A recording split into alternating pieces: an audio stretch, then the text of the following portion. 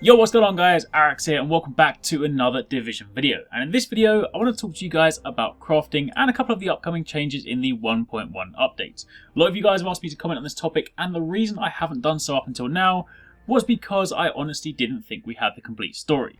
If you guys saw the patch notes, you'll know that Massive have made some changes to the way that crafting works.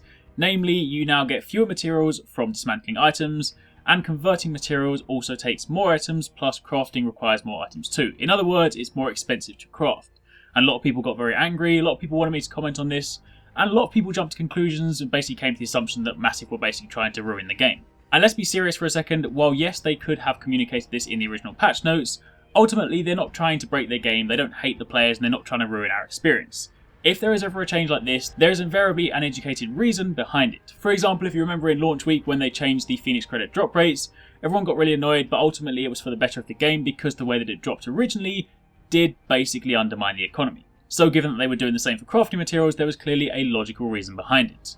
So as mentioned, instead of jumping to a conclusion, I decided to wait to see what they had to say. And today, in fact about 10 minutes ago, they just uploaded a blog post which explained the reasons behind the changes. And having now read through it, I think you guys are actually going to be really happy with this, and you're probably not going to mind the crafting changes so much after all. So, with that being said, if you guys do enjoy this video, then a like would be super appreciated. Comment down below and let me know what you think, but let's get started. So to begin with, of course, if you do want to read the entire post for yourself, you can find a link down below. But to start things off, let's take a couple of quotes from the blog post. They began by saying that the way our crafting feature is designed is to offer an alternative for players to temporarily complete their gear by crafting missing pieces of their level. For endgame gear, we want crafting and our different in-game economies to provide reliable but slower source of gear compared to loot dropped from named enemies. If after many attempts you could not find said item, you should have acquired enough materials to craft something similar instead. It will not replace the item, but you will still be rewarded for your persistence.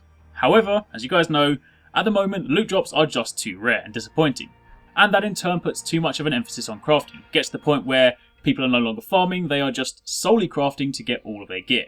And as a result, you end up sometimes dropping an interesting item in the process. So, Massive said, as many of you pointed out, in the past weeks, the end result does not provide the level of fun that we'd hoped for. So, herein lies their changes.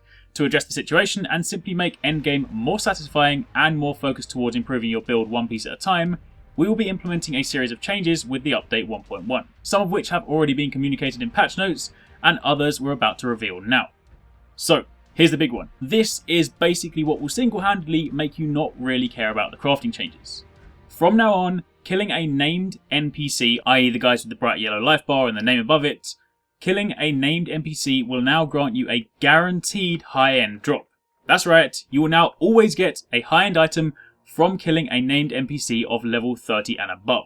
Now the gear score of said high-end item will be determined by the level of the NPCs, so for example a level 30 named will guarantee a gear score 163 high-end, and of course 31 and 32 will give you higher.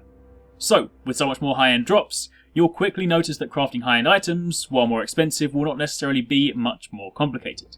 Also, to make sure that crafting remains a viable alternative, they're also going to increase drop rates of Division Tech materials by 40% on level 32 named enemies in the Dark Zone. So, this is actually something I mentioned the other day when some people asked me, what do you think about the crafting changes? I said, one of the things that might not make it so bad is if they do give you more paths to Division Tech. We already know that the assignments, like the upcoming daily and weekly bounties, will also be a source of Division Tech, so even though converting materials and dismantling items will give you fewer crafting materials, Division Tech still converts at the same rate. So, if we now have more means to get Division Tech, we now have more means to get crafting materials. And therein lies the reason for their crafting changes. So while initially, yes, I appreciate it might not have been communicated in the best way because we just had patch notes, we had details about crafting changes and nothing else, and that is of course why everyone jumped to the conclusion and was like, well, why are they changing this system? But now that we've got more information, you can actually see that the changes are not so bad after all. They've also said that the new drop tables have been designed to grant you just enough control to focus your efforts on specific NPCs, depending on your need. Each named NPC will now have more chances to grant a specific type of item. And by discovering the specifics of each named NPC, you will then quickly learn which ones you should focus on. So let's say, for example, I am really after the high-end M1A, I still to this day have not got one. Everyone in my team has one, I just don't.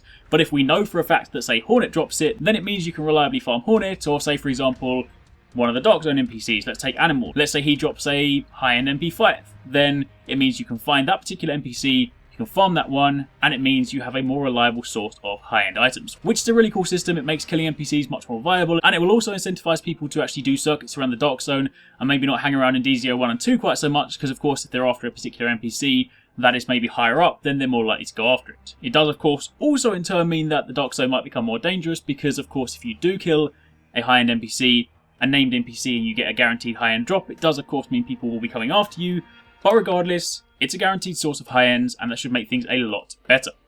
So, that's everything you need to know. Hopefully you guys agree with the changes slightly more so. Still let me know what you think down below. Let me know if these new changes have alleviated your concerns to do with crafting, or whether you are still not too happy about the system.